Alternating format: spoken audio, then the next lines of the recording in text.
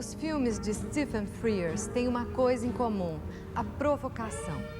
Conflitos raciais e políticos, drogas, liberdade sexual são seus temas constantes, sempre com o painel de fundo de uma Londres turbulenta dos anos 80. Stephen Frears alcança seu maior sucesso e 3 Oscars com Ligações Perigosas, falando sobre a manipulação do sexo. Mas atrás de tanta controvérsia, há um inglês reservado, pai de 4 filhos e que se tornou um dos diretores mais respeitados de Hollywood. Com vocês, Stephen Frears. Hi.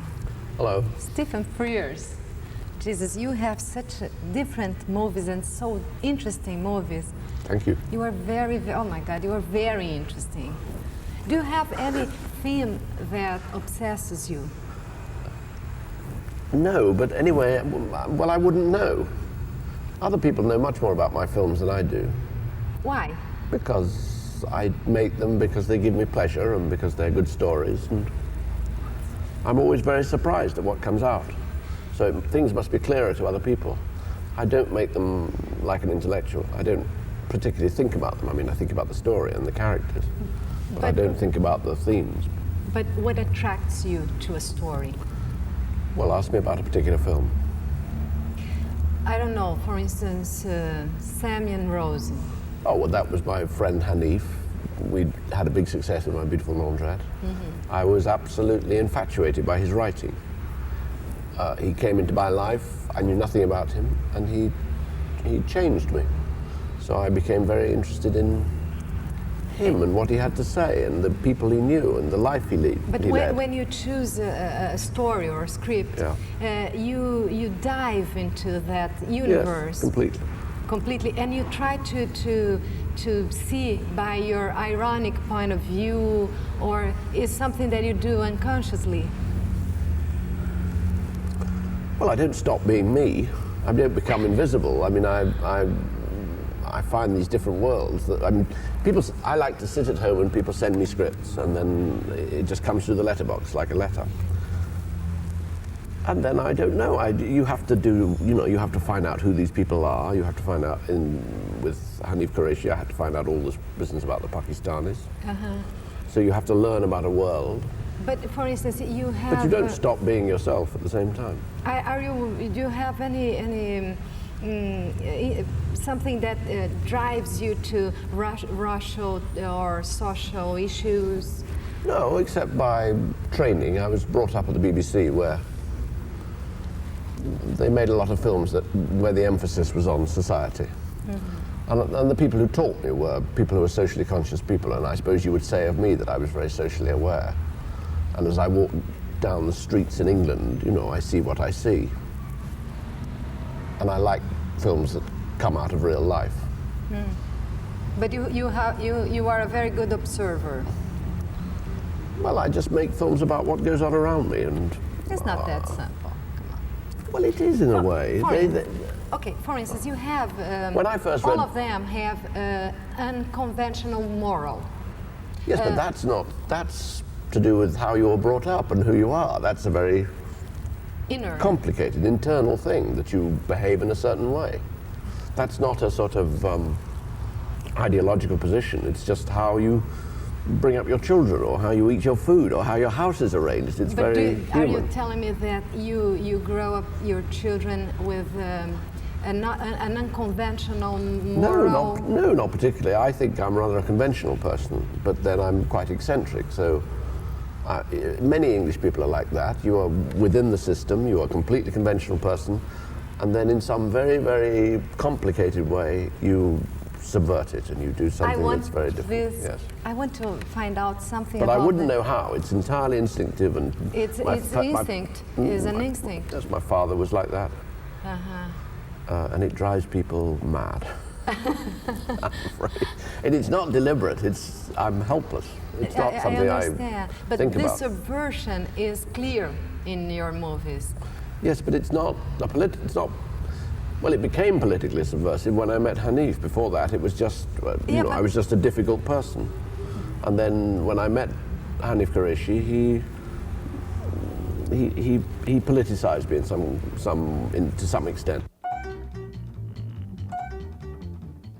I have lived with the same woman for 20 years. I have children. I live a completely bourgeois life. So I don't, I'm not some radical. But I suppose the things, I see it happening around me, or I see people talking about sexual freedom. I think probably I don't believe in sexual freedom, so I see people talking about me, I'm interested in them, but I'm also ironic about them. I would think that, I can't, off the top of my head, I suspect there are examples in my film of sexual freedom, but they always end unhappily, and they're always never quite what people think they're going to be. For instance, in Liaison Dangereuse, you talk about the manipulation, the power of the sex. And how do you know so well about this? Well, I know how difficult women are. I know how complicated relationships are. Do you know women? Yes, I know what strong, my mother was a strong woman. I've always lived with strong women. I'm surrounded by strong women. They don't kill people or they don't behave wickedly, but they are strong women. And so I suppose that's what makes me interested in strong women. Universe. Yes, no, in this sort of strain of person, in dealing with strong women.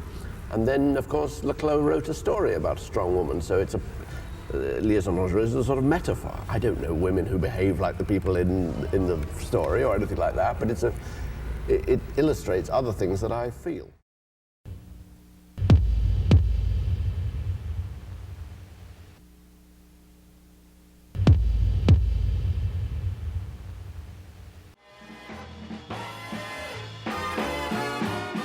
But did you get surprised with the success of My Beautiful Laundrette, for instance?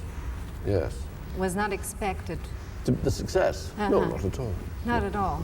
Because it is an outsider movie. But suddenly it was not an outsider anymore. Everybody was talking about it. Well, it obviously touched people and it found some common way of talking to people. I don't just mean Pakistanis or homosexuals. It was a more elaborate metaphor for independence, for freedom. I actually saw The Laundrette a few months ago, and I thought it must have been very, very good to have been young when that film came out. It must have been extraordinary to be a young person and suddenly see that film. I was 40 when I made it, so clearly I didn't make it from the position of a young man. But just looking at it the other day, I thought, if I had been young and seen that film, I would have been very delighted and surprised that somebody... Moved by it. Yes, absolutely. And, but was it a daring decision to do such a movie? Was it? No. It was a good script. It wasn't at all daring. I had the intelligence to see how good it was, but so did other people. Within the world where I made it for British television. It wasn't regarded as at all daring or outrageous or anything. It was, on the contrary, it was regarded as a rather sort of worthy subject, as a rather, we should do something about Pakistanis.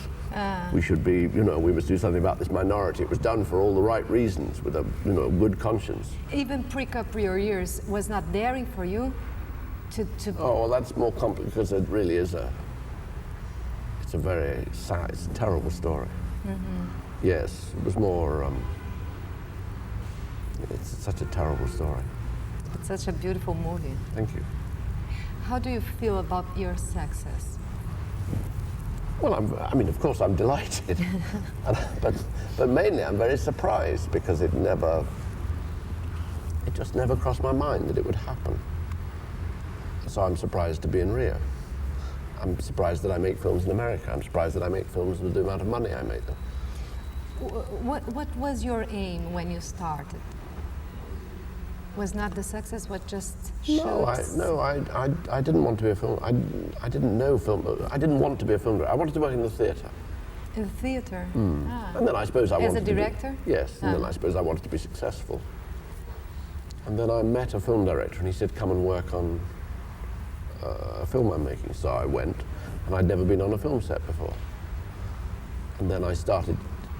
The truth is, I was what was called a late developer. It took me a long time to grow out of my adolescence and to feel comfortable and to grow up and to become what I am now. So I became a film director. What I was mainly preoccupied was earning a living and getting some kind of job. And I see. I could see that my contemporaries were doing much better than I was. Well, the other day, I was driving through Westwood, and I thought, oh, I see, I'm going to make this film, and then I'm going to make that film. And I actually know what I'm going to be doing for the next 2 years. And I've never thought that in my life before. Now, do you feel powerful? I mean, it's easy for you to do every kind of project that you want to? Well, I don't know, but no, I can make films with other people, and I can see that I'm experienced, and I can see that I'm reliable, and sometimes I'm interesting. You know, I'm more cautious about myself. I wouldn't make rash statements. No, I worry about the same things everybody worries about. If someone will give me a job, or how long I'll be allowed to go on doing this. Do you still have any insecurity inside? Every day. Not so much about whether you'll get another job, but I lie in bed and I wonder if I'll be able to bring the thing to life today. If it'll be interesting what we shoot. You know that one day. If you still have something to say. No. If you can, you cook soufflés and you make them right. Put things together. You cook things and they have to lift off, don't they? And you wonder if one day it will stay flat and boring. And you wonder when that day will come. Are you afraid of a flop? Oh, yes. I mean, Accidental Hero was very unsuccessful in North America and was very upsetting. But why do you think so? I have no idea. It was a very good movie. Well, that's what I thought, but the audience, they wouldn't come near it. What kind of point did you touch that you think the audience didn't like? I have no idea. I'm not clever enough to know. I can't answer your question. I just simply don't know. But the effect of it was very, very upsetting. Yeah. Well, you make films. What's happened in my life is that I now make films for the audience. I mean, that gives me immense pleasure. Therefore, for an audience to turn their back on you is awful. But for instance, when you do a movie now, are you worried about the box office? Do you have to be? Well, if you try and get it right. You try and get the equation right. Yes, it'd be stupid not to. Just to keep working, you need to be realistic about what films are getting made and why they're getting made. But it's not, it's not just that. It's actually, I just find the idea of making films for audiences and interesting the audience, giving them treats. I find that very. If you grow up in television, you see television you don't see the audience. You're cut off. So it was only about 10 years ago that I started dealing with the audience. But you don't do any concession. I mean, you still keep your point of view. What you want to. Oh yes, people wouldn't want you to make films that you didn't want to make, or no. But you make them. You say what you're trying to say in a clearer way, and you're probably kinder to the audience. Yeah, but sometimes you have a project and you are shooting, and the studios want to change the end, for instance. So many times it happens. Yes. It already happened to you? Not as well. There was a little bit of Accidental Hero where the audience wanted to know something. They wanted one piece of information, and we reshot it to give them that bit of information. I didn't find that shocking. I was perfectly at ease with that. But at the beginning of your career as a movie maker, was not very easy for you, was it? No, difficult. Yeah, but did you have to fight to show that you were great? No, what happened to me is that I was always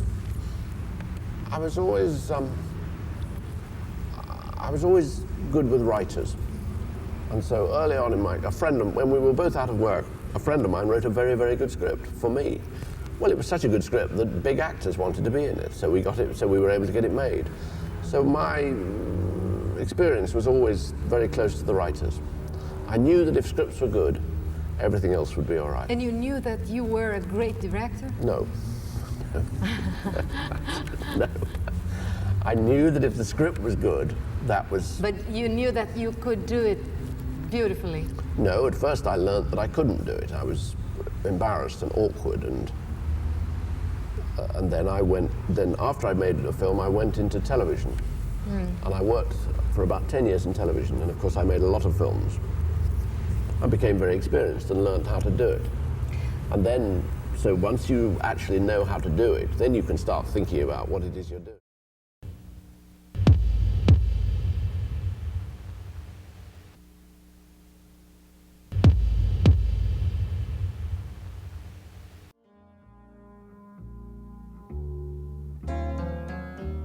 Yes, I've always been shy, and sort of rebellious, resentful, scowling at the world. Try to fight against the authority? Yes, but not in a sort of heroic way, not like Marlon Brando, not like James Dean, not like Mick Jagger, more complicated. More complex. Well, I was both, really what I wanted to be was very conventional, and I was an outsider. I wanted to be an insider, and found it very painful. I'm still trying to be an insider. I still find it very painful. But even insider, you keep outsider ideas, you know. You didn't lose that. No, well, that's the confusion in my mind, that I could never work out when I'm on the outside or the inside, and I try and do both. But I mean, this conflict make an artist. Well, if you say so. No, I want your opinion, not mine. Well, from my point of view, it makes life very painful and difficult, and confuses people and confuses me. But this make a great director? Well, you use this term more easily than I would. What do you think are the qualities of a great director? Oh, I think that's something to do about organizing, what you see through the camera. I have found that that really, to my surprise, just doing what I do, that seems to be fine. Not trying to change my ideas, just actually allowing my own character to develop and growing up, so that my work is actually very close to my life. I mean, this last, I talk about my mother in terms of Dangerous Liaison, or the film I've just made, The Snapper.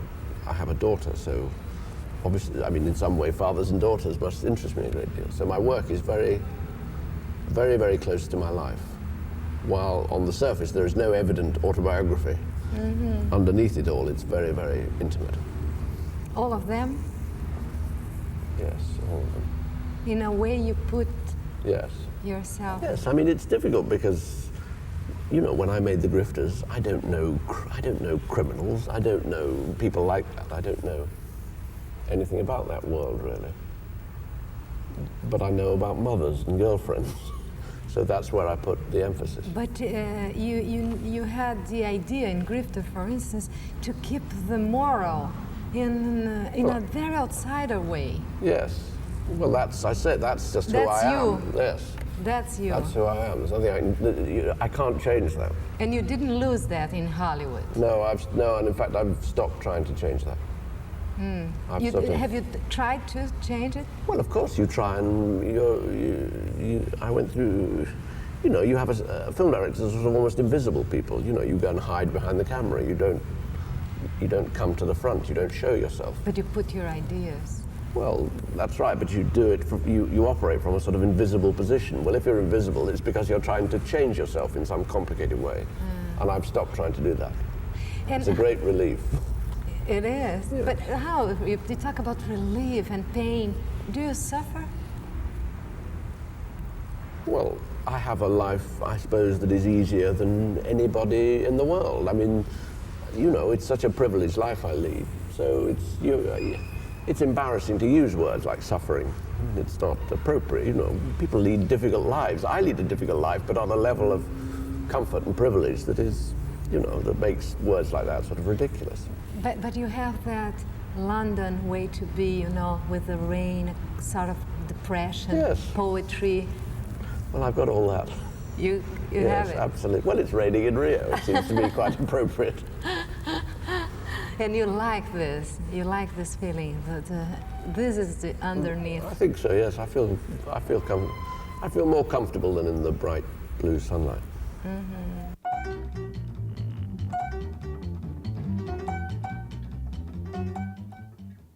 How does invisible man work with an actor? I cast them very carefully. I choose them with great care. And then I have a lot of admiration and affection for them, and I just sit there thinking they're wonderful people. And I generally think that they know much more about the characters than I do. They know about, but you work, all your movies have such a strong characters, and Yes, did you help them to build it? No. That's to do with why you choose people. You choose people, they come and talk to you, and you choose them for their characters. You choose them for those sort of values. But when you start shooting, do you know exactly what you want? No, I never know what I want. The character surprises Yes, you. continually. And the actors, you listen to the actors? Yes. There are some directors. John Huston could direct with his eyes shut. I can direct with my eyes shut. I can hear when they get it right. I can hear the dialogue.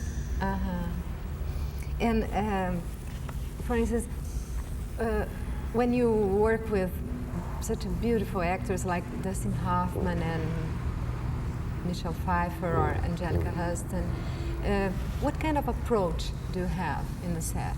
I have no approach. I say today we're going to do such and such a scene. I mean, you don't go there and, like small words in the silent. No. You don't have this. No.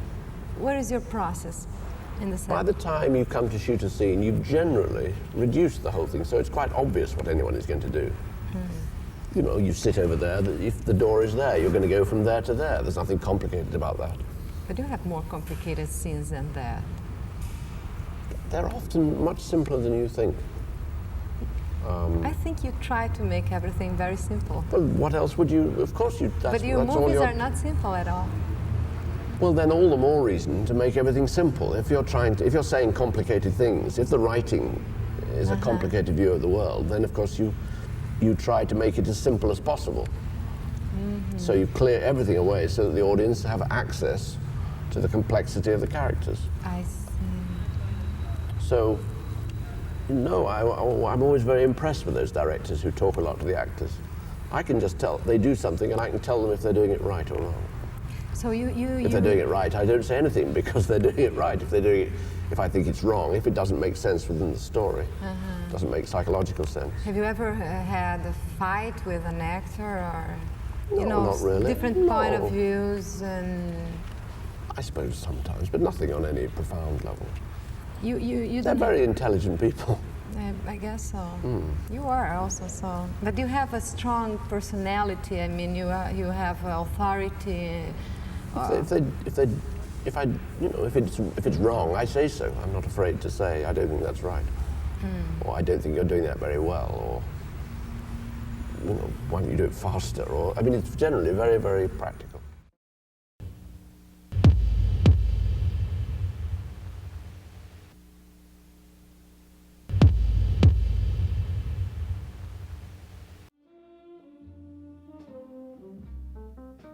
What is the difference between shooting Hollywood and in England? Well, there is no difference.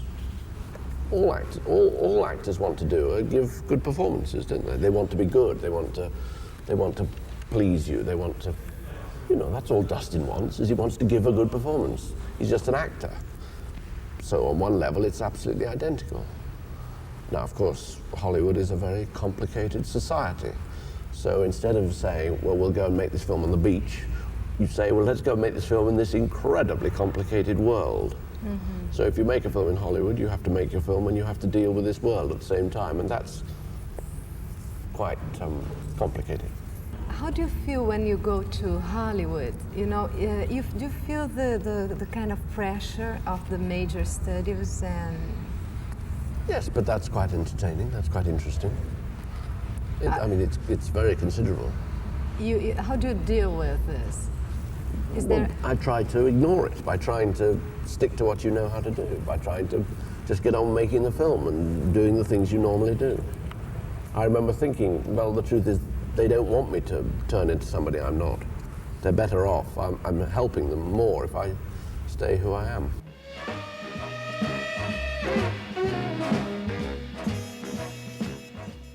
Well, I grew up going to films after the war, and they were all, largely, just ordinary human stories. I mean, they might be westerns or whatever, but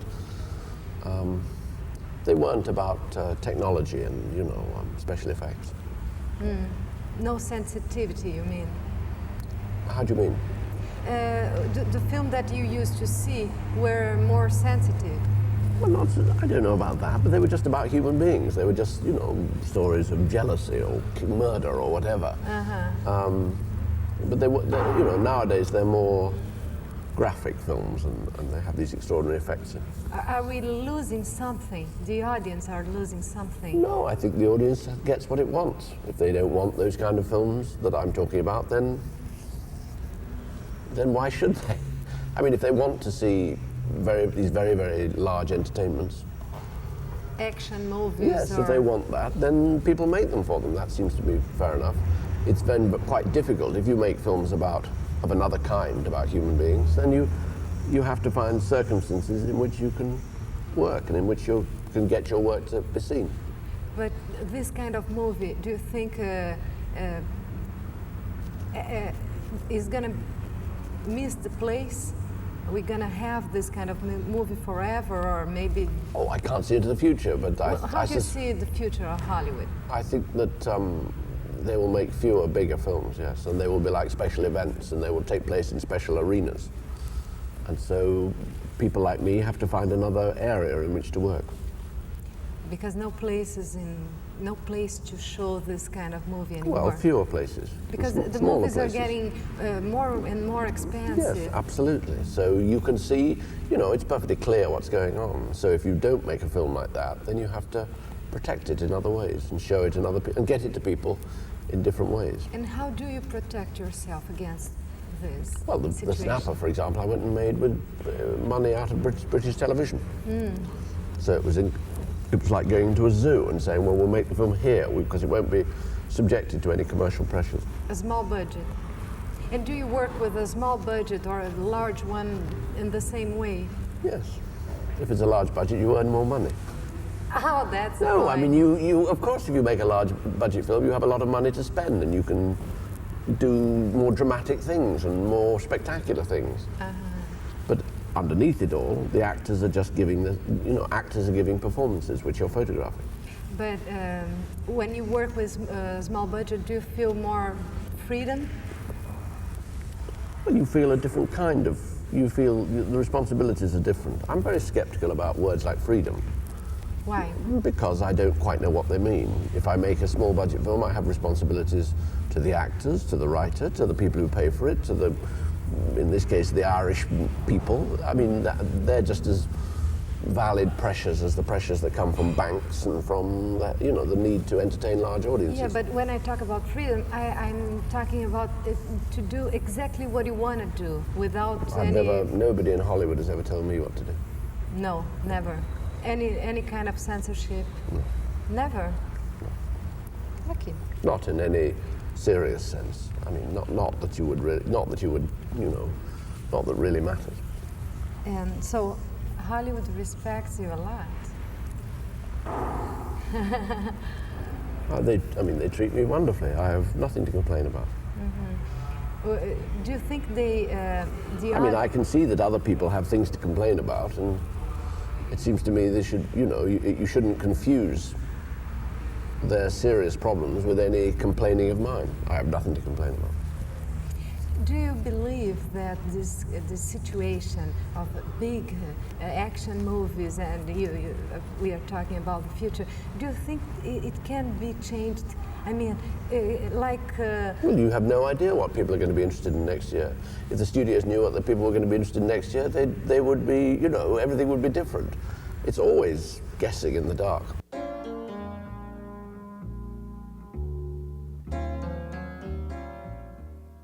Have you ever thought about giving up in a way? Well, I wonder what else I could do. I'm so surprised to have found a job, that pays me a very good living. That I think there must be a God. And I thought I might be a bus conductor. I have no idea what. I'm not qualified for anything else. I'm a rather all I can do is make films, that's all. This is for sure part of your sense of humor. When you work on a set, you see, you look at the cameramen here, they are very skillful people, they are technically equipped, they are very good at their jobs. And you look at a set and you see people who are very skillful and highly trained. And often it seems to me that the person who is the least accomplished is me. I don't have a job that can be measured in those terms. I have other qualities and intelligence and all those things, but I'm always surprised. You work with highly skilled craftsmen. So some days I think, well, maybe I'm a craftsman of sorts. So someday we can see you in a bus, maybe. Well, you just wonder if, since what you can do is so intangible, since you can't measure it, you can't actually say, well, look, you've lit that very well. It's invisible what I do. When you are in the audience, what kind of movie do you hate to see? Well, I wouldn't go and see it if I hated it. I don't. Sometimes. No, because if you have children, you go to the cinema much less, so you make more of a trouble to go and see films that you really like. Is there any movie that you don't like? Well, I don't know very much about outer space. About the space adventures. So I'm not very good at those films because I'm a middle-aged man, that's all.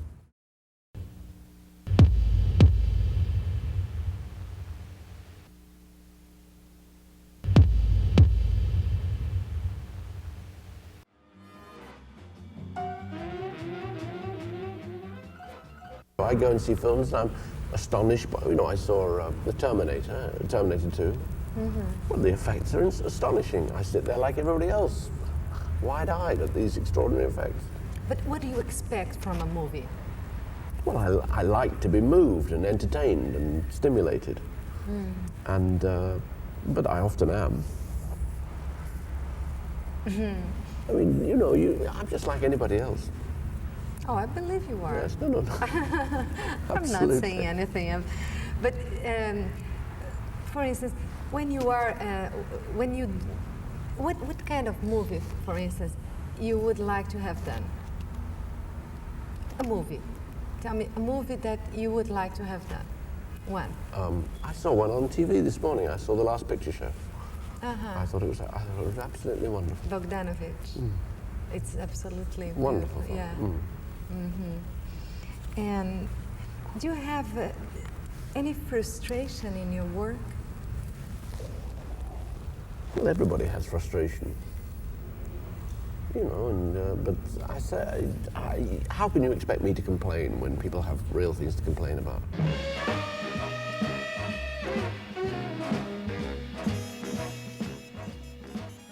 What is your goal now? What is your aim? To get home, see my children. 4 children, right? Yes. And then to start concentrating on the next film I'm going to make. But as a director, what do you want to reach? Larger and larger audiences. Just tell better and more interesting stories. Well, maybe, but larger and larger audiences. It doesn't mean exactly interesting stories, there is No, but all right, larger audiences. A small contradiction in... Well, of course, the contradiction is what's interesting. Larger audiences with better films. Do you think it is possible? Yes, of course I do. Yes, of course I do. But do you... I don't make a distinction between good films and popularity. And is there any kind of movie that you would like to do, but you can't? I'd like to do a musical. Musical? I'd like to do a Western. But they're completely outside my experience. But and other people do them better. And who are your favorite directors? Alive or dead? You choose. Oh, I grew up with the European cinema and with the American cinema. I like all those classic American directors. I like John Ford.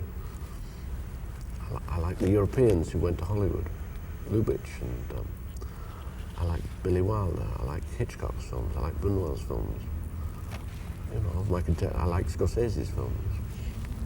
I like also. I mean, do you feel I like what other people like. Any influence of them in your work? Not particularly.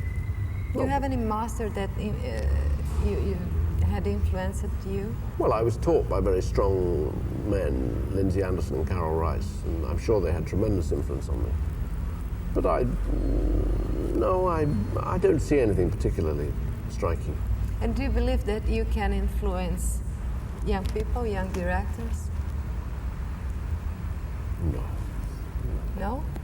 Well, maybe, but only for half a second. I mean, they're much better off learning things for themselves. Is this true? Well, yes, one of the good things about making films is that you get better. If you look at Woody Allen's films, they got better. And one day he woke up and he made Annie Hall and he learned how to make a really good film. So before that, he'd made 10 films in which he was trying to learn. And I think my work is much better now than it was when I was younger. Mm-hmm. Well, that's very, very encouraging. So, you know, like riding a bicycle, you learn by doing it. So you were not afraid of aging? Well, yes, I'm afraid of aging in other respects, but I think the films I make now are better than when I was younger. Okay, but you are not afraid of losing your talent in some... Yes, of course. Or miss your, you know, something in the middle of this world? Well, I can see that there are a lot of young people, and I can see that I'm a middle-aged man, and I can see what the difference is. No, it's always very painful. Mm-hmm.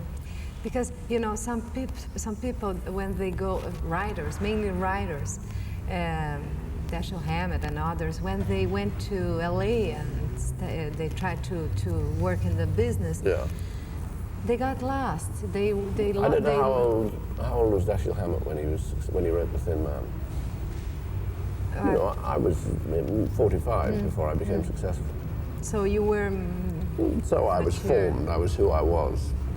I can see that if you were very successful when you're young, it must be very, very difficult. Dangerous. Well, the temptations are so dazzling. Mm-hmm. You know, there is that story of, you know, of Odysseus in Homer, of when they were passing the sirens. And the sirens would sing and then men would jump overboard and they would lure them to their death. So he made all his crew put wax in their ears. But he didn't put wax in his own ears. He tied himself to the mast so he couldn't get to where temptation led him. So you went there? I want to be tied to the mast so I can see the temptation and somehow be saved from it. Great. So nothing to hear. Nothing in my ears, just tied to the mast. Yeah. So I hope you get whatever you want. I've already got more than I expected. Uh-huh. And thank you very much for this interview. All right. Nice, very nice to meet you. Is that all right? Is that all right? Not too laconic?